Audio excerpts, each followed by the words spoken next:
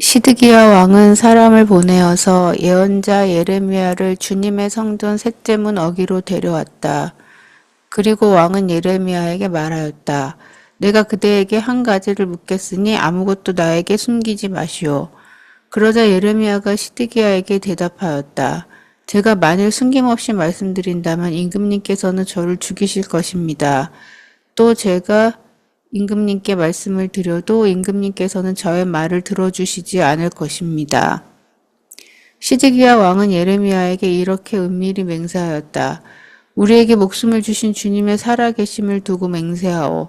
나는 그대를 죽이지도 않고 그대의 목숨을 노리는 저 사람들의 손에 넘겨주지도 않겠소. 그러자 예레미야가 시드기야에게 말하였다. 주 만군의 하나님, 이스라엘의 하나님께서 임금님에게 이렇게 말씀하십니다. 너는 바빌로니아 왕의 고관들에게 항복하여야 한다. 그러면 너는 너의 목숨을 구하고 이 도성은 불에 타지 않을 것이다. 그리고 너와 너의 집안이 모두 살아남게 될 것이다. 그러나 내가 바빌로니아 왕의 고관들에게 항복하지 않으면 이 도성이 바빌로니아 군대의 손아귀에 들어가고 그들은 이 도성에 불을 지를 것이고 너는 그들의 손에서 벗어날 수가 없을 것이다. 그런데도 시드기야 왕은 예레미야에게 이렇게 대답하였다. 나는 바빌로니아 군대에게 투항한 유다 사람들이 두렵소. 바빌로니아 군대가 나를 그들의 손에 넘겨주면 그들이 나를 학대할지도 모르지 않소. 예레미야가 말하였다. 그들의 손에 넘어가지 않을 것입니다. 부디 제가 임금님께 전하여드린 주님의 말씀에 순종하십시오. 그래야 임금님께서 형통하시고 임금님의 목숨도 구하실 것입니다. 그러나 임금님께서 항복하기를 거부하시면 주님께서 저에게 보여주신 일들이 그대로 일어날 것입니다. 보십시오. 유다의 왕궁에 남아있는 여인들이 모두 바빌로니아 왕의 고관들에게 끌려가면서 이렇게 탄식할 것입니다.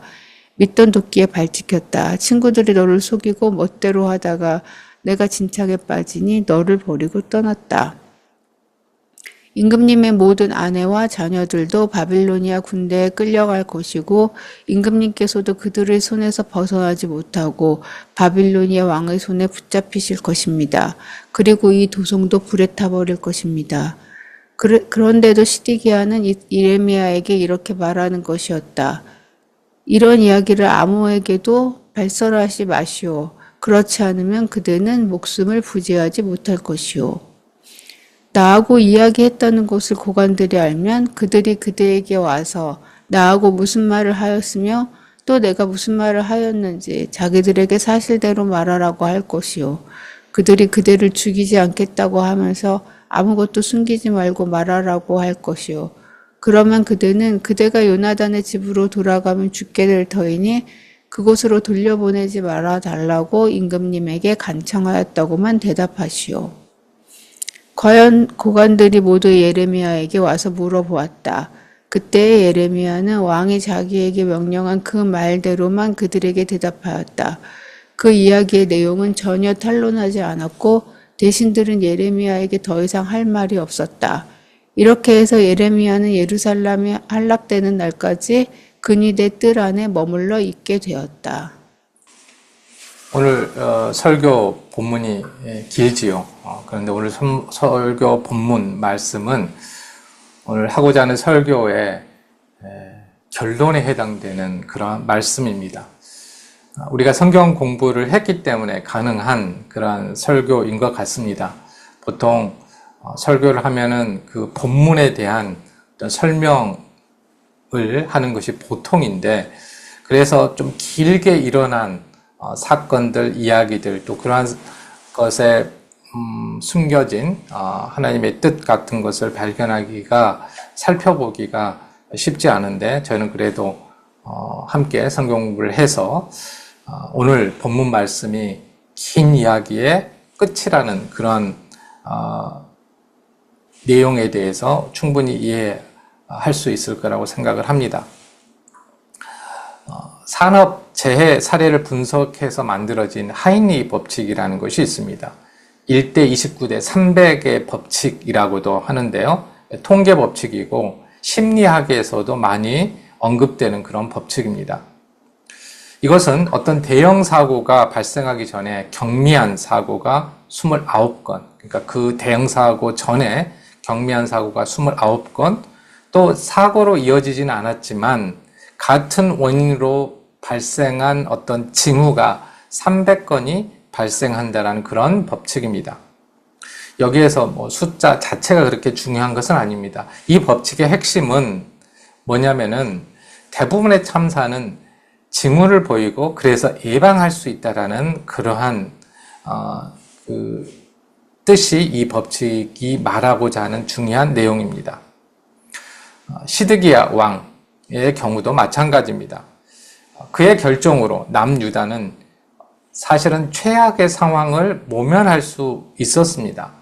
바벨론에게 멸망당한다는 것은 피할 수 없었다고 하더라도 자신의 자녀들이 자기 눈앞에서 죽임을 당하거나 또 자신이 눈을 뽑히지 않았을 수도 있었습니다. 이스라엘 백성들이 전쟁으로 살육당하고 또 고통스럽게 바벨론으로 포로로 끌려가지 않았을 수도 있습니다. 만약에 항복을 했다면 그냥 그곳에서 살았을 수도 있었을 것입니다. 그러나 이 시드기야 왕은 대형 사고에 대한 수없이 많은 징후를 이미 보았음에도 불구하고, 그러니까 그의 선왕 때부터 오랫동안 보았음에도 불구하고 또 자신의 때 여러 가지 징후들을 봤음에도 불구하고 그것을 무시했습니다. 그 결과 이제 일어날 수 있는 가장 큰 비극이 일어났다라고 말할 수 있는 것이죠. 오늘 본문 말씀은 남유다의 마지막 왕 시드기야가 에레미야 선지자에게 하나님의 뜻을 숨김없이 묻는 장면으로 시작됩니다. 위기에 닥쳐서 하나님께 하나님의 뜻을 묻는다는 것, 신앙인의 자연스러운 모습입니다. 적어도 위기를 해결할 능력이 하나님께 있다라고 믿는다라고 우리가 그 모습을 보고 생각할 수 있기 때문입니다. 하지만 계속 묻기만 하고 그것으로 끝난다면 과연 그것을 신앙이라고 할 수 있을까요? 자꾸 하나님의 뜻은 확인해요. 근데 그것으로 거기서 끝나버립니다. 그것을 우리가 신앙이라고 할 수 있을까요? 그러니까 그 정도라고 해도 없는 것보다는 낫다라고 이렇게 우리가 생각할 수 있을까요? 시드기야는 위기 때마다 하나님의 뜻을 알고자 했고 에레미야 선지자를 통해서 그 뜻을 알고자 했습니다. 물론 이방 거짓 예언자들에게 조언을 듣기도 했지만 에레미야 선지자가 하나님의 뜻을 전한다는 사실도 이 시드기야 왕은 알고 있었다라고 볼 수 있습니다. 하지만 듣기만 했습니다. 청취했습니다. 하나님의 뜻을 듣고 실행하지 않았습니다. 남유다가 멸망하기 전까지 우리가 에레미야서를 쭉 읽으면서 보았던 것처럼 오래전부터 그 징후가 있었습니다. 여러 가지 징후와 또 경미한 사건들도 있었죠. 이미 바벨론 왕이 이스라엘을 남유다를 침략을 했고 이미 벌써 포로를 두 번에 걸쳐 시드기야 왕 앞서서 두 번이나 포로를 데려갔습니다. 그러니까 그 징후들과 경미한 사건들이 있었다고 할 수 있지요. 하지만 그 징후의 진정한 뜻을 시드기야는 깨닫지 못했습니다. 그래서 이 징후가 반복되고 경미한 사건들이 반복되다가 결국 시드기야 왕 때 대참사가 일어난 것이죠. 그러니까 이런 대참사의 결정적인 역할을 한 것이 하나님께 물을 줄은 알았지만 듣기만 하고 실천하지 않은 시드기야 왕에게 있었다라고, 그의 그런 태도에 있었다라고 말할 수 있는 것입니다. 실제로 남유다의 멸망은 시드기야 왕의 아버지 요시야 왕의 죽음으로 가속화되었습니다. 요시야 왕을 잠깐 언급하는 이유는 이게 그 뒤에 있는 4명의 왕들이 이 요시야 왕의 아들들이고 그 중에는 손자가 한 명 있었습니다. 그러니까 이 가족들, 아들, 아버지 이 대에 이게 일어났다는 것이죠. 가속화됐다는 것입니다. 요시야 왕은 신앙의 위해서 대대적인 개혁을 시도했던 왕입니다.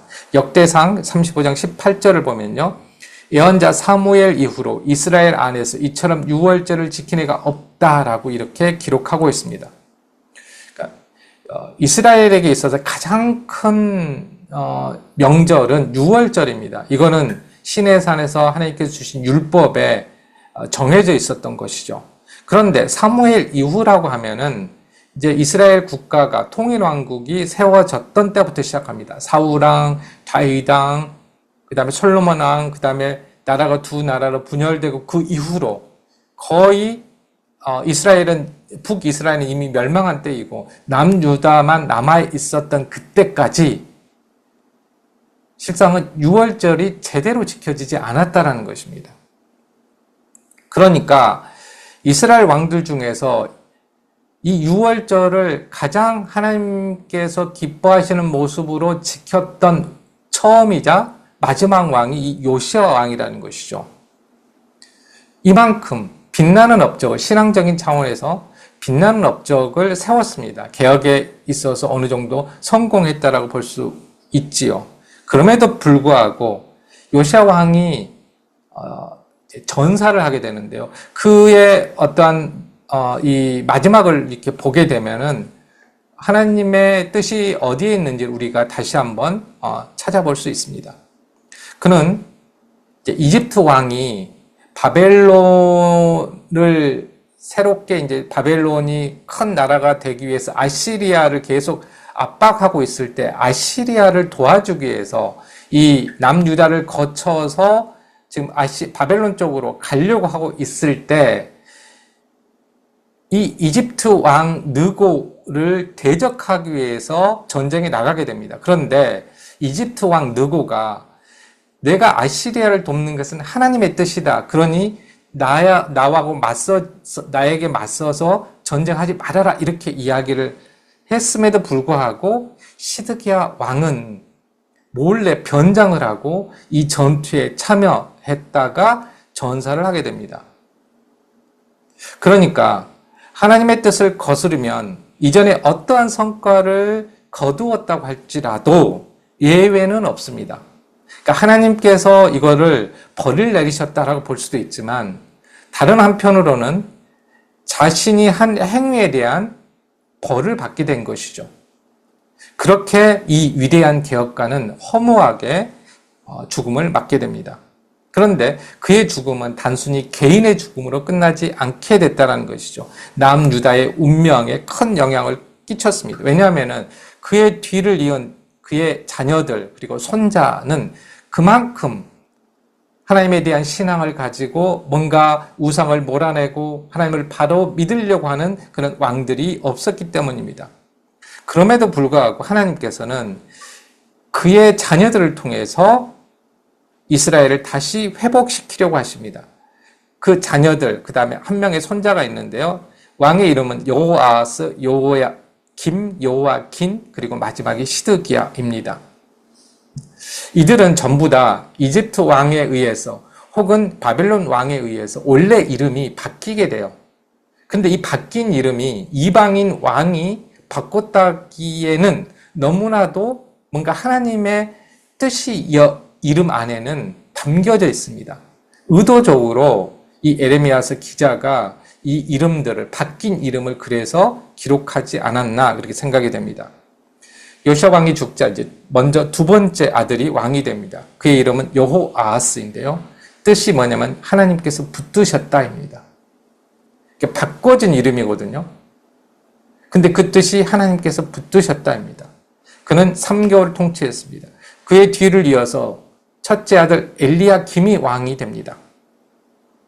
그의 이름의 뜻은 하나님께서 들어 세우셨다입니다. 11년을 통치했습니다. 그리고 이 엘리야김의 아들이 그러니까 요시아 왕의 손자가 여호야긴입니다. 이 손자의 이름의 뜻은 여호와께서 성취하신다는 뜻입니다. 그는 3개월 10일을 통치했습니다. 그를 위해서 셋째 아들 시드기야가 왕이 됐는데요. 이 시드기야의 왕의 뜻, 이름의 뜻은 여호와는 의롭다라는 뜻을 가지고 있습니다. 그러니까 요시야 왕은 31년 통치를 했고요. 3명의 아들과 1명의 손자가 22년 6개월 10일을 통치해서, 그러니까 어떻게 보면은 아버지 아들, 그러니까 3대가 조금 더 좁히면은 2대가 53년 6개월 10일, 53년 이상을 통치를 했습니다. 그런데 그 뒤에 요시야 왕, 선한 왕, 하나님께서 기뻐하시는 개혁적인 왕이었는데 그 뒤를 이은 3명의 아들들과 1명의 손자는 어땠을까요? 여호아스는 첫 번째 왕이 된 여호아스는 구체적으로 무슨 일을 했는지는 기록되어 있지 않지만 악한 왕이라고 기록되어 있습니다. 11년간 통치한 여호야김도 악한 왕이어서 에레미야 선지자가 여러 번 회개를 촉구했습니다. 그 뒤를 이은 그의 아들 요아김도 심판과 그에 대해서 유배를 경고합니다. 그래도 돌이키지 않자 시드기야 왕 때, 시드기야 왕도 좋은 왕이 아니죠. 하나님의 뜻을 거스려서 행동했던 왕입니다. 그런데 시드기야 왕 때 이 4년째 돼서야 처음으로 바벨론에게 항복하라는 메시지를 전합니다. 그전에는 계속해서 회개하라고 하나님께서 이야기를 하시는 거죠. 근데 처음으로 이제 바벨론에게 항복하고 하나님의 뜻을 따르라라고 이야기한 것이 시드기야 왕이 통치한 지 4년째입니다. 그리고 시드기야 왕 9년째, 10년째, 이제 11년째 나라가 망하게 되는데요. 그러니까 9년째, 10년째 다시 반복해서 이야기를 하죠. 성경에 기록된 남유다의 마지막 역사와 왕들의 이름을 보면 하나님께서는 요시야 왕이 했던 마무리는 좋지 않았지만 그가 한 그러한 노력들, 신앙을 좋게 보신 것 같습니다. 그래서 그의 자녀들을 통해서 다시 한번 뭔가 회복, 회개 이런 것들을 기대하셨다라는 것을 그들의 이름을 보면 우리가 생각해 볼 수 있습니다. 그의 자녀를 통해서 그의 백성을 붙드시고 세우셔서 그의 뜻을 성취하고 그의 의로움을 드러내시고자 했다라는 것을 알 수 있습니다. 그러나 결과적으로는 실패했습니다.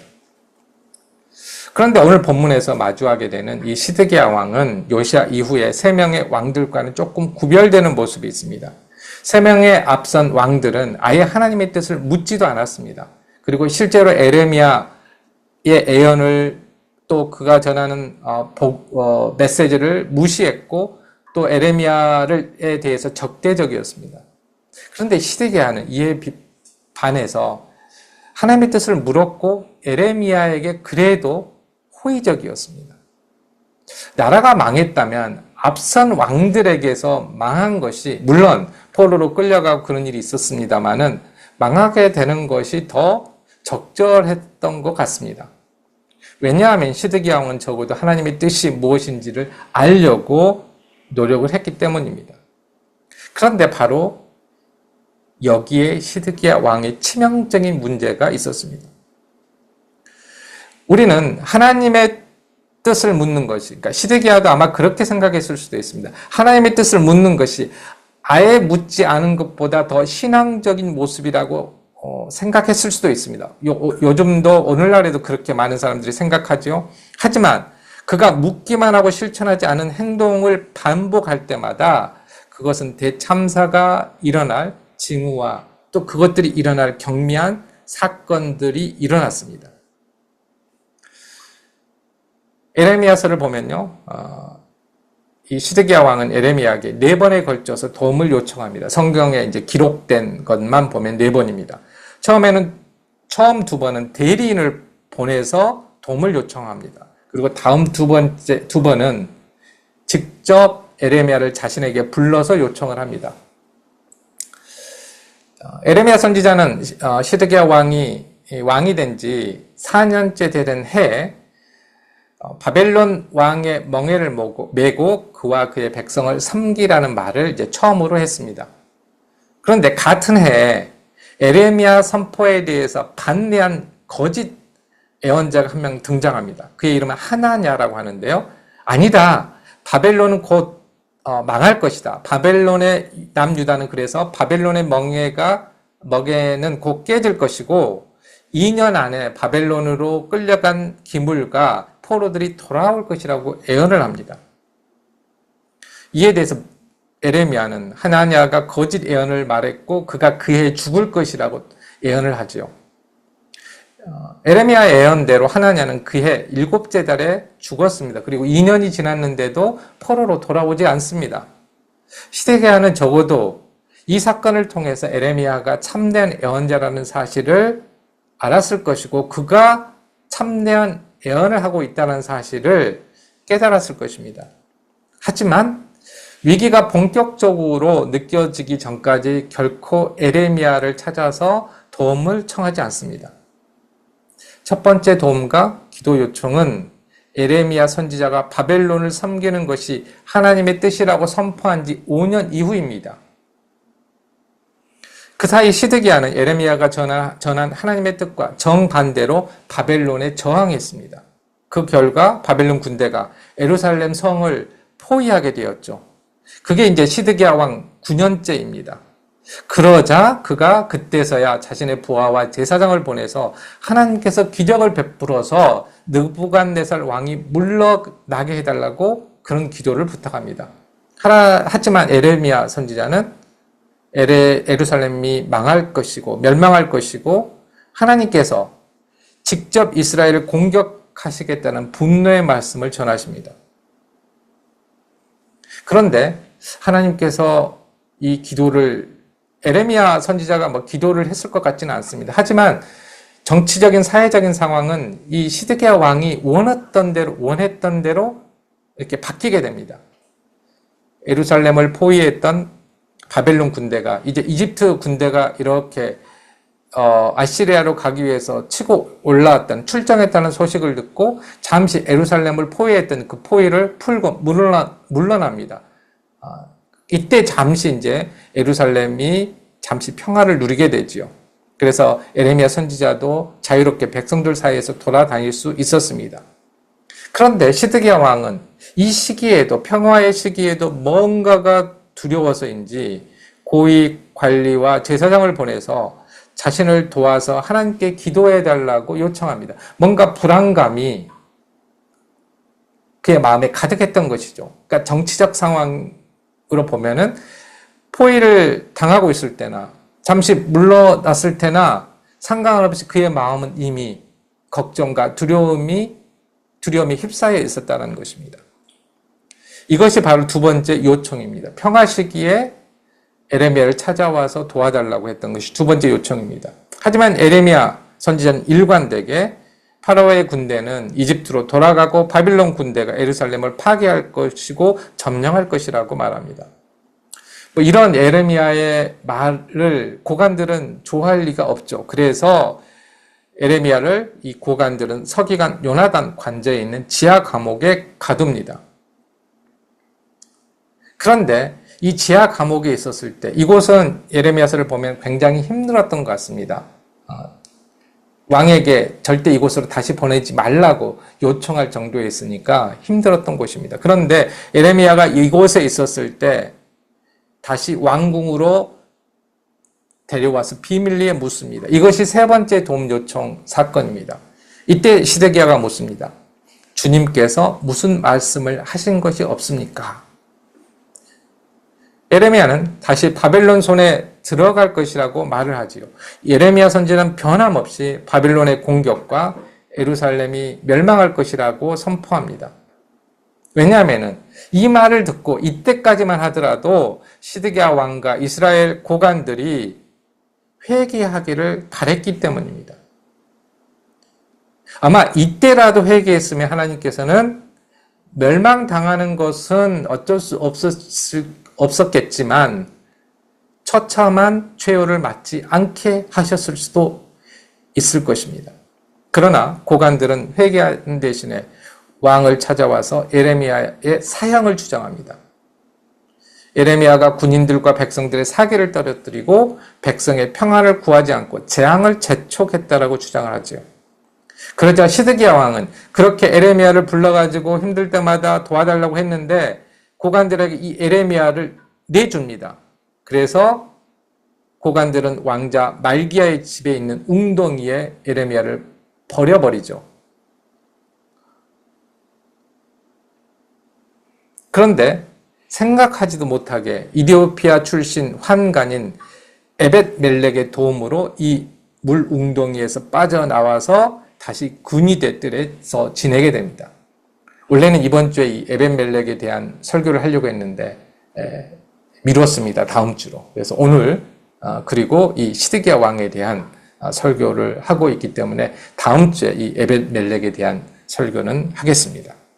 이것이 네 번째 도움 요청 사건입니다. 시드기야 왕은 에레미야에게 진실을 말하더라도 죽이지 않고 목숨을 노리는 사람들에게 넘겨주지 않겠다고 약속합니다. 이전에 넘겨준 일이 있어서 아마 이런 말을 했던 것 같습니다. 에레미야는 변함없이 일관되게 벌써 5번째이죠.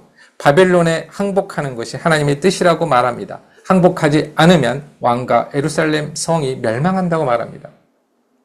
그런데 시드기야 왕은 항복하게 되면 백성들이 자신을 죽일 거라고 두려워합니다. 이미 바벨론 편에 서서 그쪽에 항복했던 자신의 백성들이 자신을 죽일 거라고 이야기를 하죠. 에레미야는 다시 한번 항복해야 왕이 형통하고 그의 생명을 구할 수 있을 것이라고 말합니다. 그럼에도 불구하고 시드기야 왕은 에레미야 선지자의 말을 듣지 않고 둘 사이의 이야기를 절대 발설하지 말라고 이야기합니다. 아마 고관들 사이에서도 두 편으로 나눠졌던 것 같습니다. 바벨론에 저항해야 된다. 아니다. 바벨론에 항복해야 된다. 이 정도 되면은 만약에 에레미야 선지자로 참된 선지자로 믿고 있었던 고관들이 있었다면 이 에레미야의 말은 굉장히 큰 파급력이 있었을 것입니다. 그래서 위협까지 하죠. 말하면 내가 죽일 거다. 결국 에레미야도 고관들이 와서 묻지만 그와 시드기야 왕 사이에 있었던 이야기는 말하지 않습니다. 그리고 28절 말씀으로 네 번째 만남은 마무리됩니다. 이렇게 해서 에레미야는 예루살렘이 함락되는 날까지 근위대 뜰 안에 머물러 있게 되었다. 우리는 이 시드기야 왕을 통해서 어떤 모습을 발견할 수 있습니까? 그는 하나님의 말씀을 청취하고 하나님의 뜻이 무엇인지를 알았습니다. 하지만 하나님의 말씀을 따르지 않았습니다. 그의 태도는 우유부단했고 용기도 없었습니다. 그런데 이 모든 것은 결국에는 하나님을 믿지 않았기 때문에 일어난 것입니다. 하나님께서 약속을 해도 두려워하고 평화 때도 두려워하고 예루살렘 성이 둘러싸여서 위기에 처했을 때도 두려워하고 두려움 때문에 아무런 해결책이 귀에 들어온 게 아니죠. 왕으로서도 자격 미달입니다. 그가 왕으로서 나라와 백성에 대해 걱정했다는 흔적은 전혀 찾아볼 수가 없습니다. 오로지 자신의 안전에 대한 걱정밖에 없었습니다. 에레미야가 바벨론을 섬기라고 하자 자신이 바벨론에 항복하면 이미 바벨론에 항복했던 백성들이 자신을 학대하지 않을까 걱정하고 있습니다. 결코 그런 일이 없을 거라고 에레미야 선지자가 이야기를 해도 듣지를 않습니다. 결국 그는 많은 이야기를 들었지만 아무것도 하지 않은 사람이 되었습니다. 그 결과 자신의 개인의 인생에 관련해서도 최악이었고 그가 통치했던 남유다 백성 모두에게도 최악의 결론에 이르게 합니다. 예루살렘은 함락되고 백성들은 포로로 끌려갑니다. 사랑하는 성도 여러분, 하나님께서는 요시야가 시작한 개혁을 그의 자녀들을 통해서 완성하기를 원하셨습니다. 그러나 3명의 왕은 하나님의 뜻을 알려고 하지도 않았고 들으려고 하지도 않았습니다. 마지막 왕 시드기야는 듣기는 했지만 하나님의 뜻을 전혀 실천하지 않았습니다. 그 53년 동안 대참사에 대한 수많은 징후와 경미한 사건들이 있었습니다. 그러나 왕들과 백성들은 그것들을 가볍게 여겼습니다. 시드기야 왕이 앞선 새 왕보다 조금 나은 걸까요? 그렇지 않은 것 같습니다. 하나님의 뜻을 알려고도 들으려고도 하지 않은 사람들과 듣기만 하고 실천하지 않은 사람의 운명은 똑같습니다. 어쩌면 듣기만 하고 실천하지 않으려고 하는 사람 때문에 마지막 기회를 놓치게 되는 것이죠. 오늘날 교회도 비슷한 것 같습니다. 교회가 참 많지요. 그리고 말씀도 넘쳐납니다. 그러나 하나님의 말씀을 듣는 것에만 만족하는 사람들은 시드기야 왕 같은 결과를 맞게 될 것입니다. 하나님의 말씀을 소비하는 거죠. 우리가 하나님의 말씀을 듣는 것은 그 말씀대로 지키고, 그래서 하나님이 하나님 말씀의 능력이 우리의 삶에서 나타나고 그것을 우리가 누리면서 살기 위해서 듣는 것인데, 편안하게 아무런 사람의 터치도 없이 그냥 몰래 갔다 개인적으로 그냥 조용히 오는 그런 신앙생활을 원하는 사람들이 적지 않습니다. 그런 교인들이 적지 않지요. 이런 사람들은 청취하고 하나님의 말씀을 소비하는 사람들입니다. 대참사는 어느 날 갑자기 일어나지 않습니다. 우리가 하나님의 뜻을 깨달았으면 우유부단하지 말고 용기 있게 실천해야 합니다. 그 길이 구원의 길입니다. 고통 속에 기쁨이 있고 위협 속에 구원이 있습니다. 성경은 계속 그 이야기를 합니다. 평화 속에 길이 있는 게 아니고요. 우리가 평화를 추구하지만,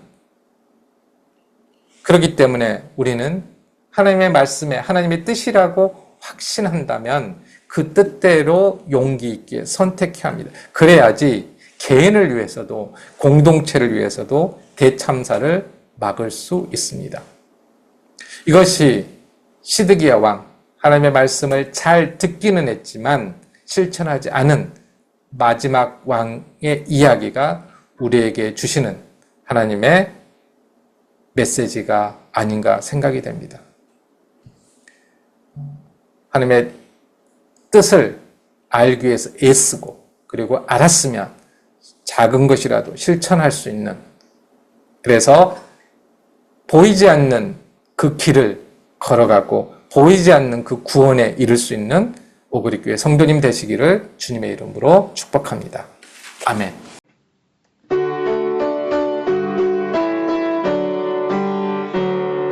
주여 우리 축복하소서. 당신의 평화를 주소서. 우리 위에 주의 손으로 주여 잡아주소서.